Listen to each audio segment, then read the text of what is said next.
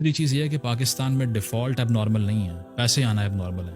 پاکستان پہلے دن سے ڈیفالٹ ہی تھا۔ ایون جناح صاحب واز دا فرسٹ مین جنہوں نے آتے ساتھ امریکہ سے $5 ارب کی ایڈ مانگی تھی، اور پہلی پاکستان میں شپمنٹ ویٹ کی 1949 میں آ چکی تھی۔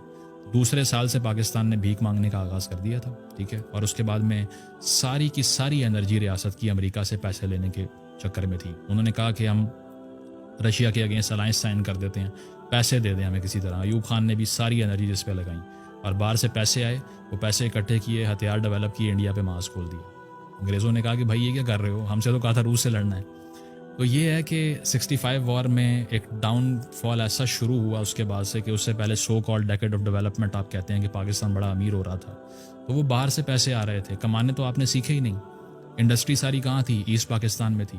71 میں وہ تو علیحدہ ہو گیا، پھر آپ کے پاس کیا بچا؟ کچھ بھی نہیں۔ تو بھٹو صاحب نے کہا اب باہر جاؤ، اب باہر جاؤ، مڈل ایسٹ میں نوکریاں کرو، ٹھیک ہے، وہاں جا کے سستی لیبر کرو اور پیسے بھیجو۔ آج تک وہی چل رہا ہے۔ تو ہم نے کبھی پیسے کمانا نہیں سیکھے، جنگوں سے فائدہ اٹھایا۔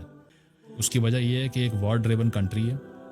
جیسے ہی افغانستان میں جنگ لگتی ہے، مٹھائیاں بڑھتی ہیں یہاں پہ کہ یا اللہ تیرا شکر ہے اب ڈالر آئیں گے۔ اب مسئلہ یہ ہے کہ امریکہ چلا گیا تو ڈالر آنے کا کوئی طریقہ نہیں ہے، اور جب بھی پاکستان کی اکانومی میں بوم آیا وہ باہر سے پیسہ آیا، یہاں سے کچھ ڈیولپ نہیں کیا۔ سارا اکنامک انالیسس کرنے پاکستان کے 70 سال کا یہی ملے گا آپ کو کہ ایوب صاحب پیسے لے رہے تھے امریکہ سے، اکانومی بہتر ہو گئی، ٹیمپرریلی ہوئی، ٹھیک ہے، وہ ختم ہوا 65 وار کے بعد۔ 71 میں پاکستان علیحدہ ہو گیا۔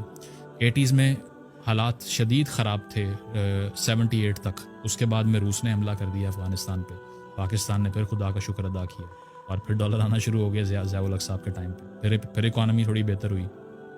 پھر 98 میں ہم اسی ڈیفالٹ پہ کھڑے ہوئے تھے، $2.5 ارب اکاؤنٹ میں رہ گیا تھا، فارن کرنسی اکاؤنٹ سیز ہو چکے تھے، لاکر تک سیز کرنا چاہ رہی تھی گورنمنٹ، کچھ نہیں بچا تھا، ٹھیک ہے۔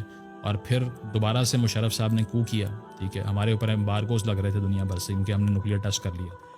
تو اللہ تعالیٰ بھلا کرے اسامہ بن لادن کا کہ اس نے ٹوئن ٹاور والا اٹیک کیا، وار آن ٹیرر شروع ہوئی، مشرف صاحب نے کہا یا اللہ تیرا پھر شکر، تیسری بار اب ڈالر آئے گا، وار آن ٹیرر شروع ہو گئی، پھر پیسے آنا شروع ہو گئے۔ مشرف صاحب کو لوگوں نے کہا یار کتنا زبردست اکنامک مینیجر ہے۔ تو ہم نے کبھی پیسے کمانے پہلے دن سے نہیں سیکھے، ہم صرف پلاٹ خریدنے اور بیچنے آتے ہیں۔ Real estate